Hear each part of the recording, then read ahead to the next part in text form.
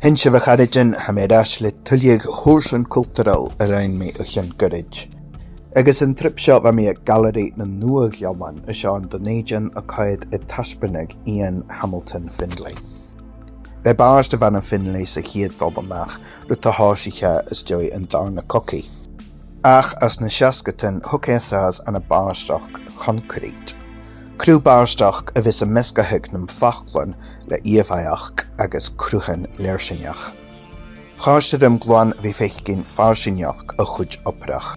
A bharach ge dílab na haireach geice Little Sparta, Gailearaidh ealainn an a sireach Maurig. A mescnan taispeaníon ile híisibh saothar lucht-ealainn albanich ile, lihid Paulotsi neach ealainn iad nach romaíaldach, ach sma go bhfuil áte acinn ina cheá gus ealainn albanach a chórachaig. Agus tharaibh súil ag páirsteagá far an bimí a tuil ag modern one.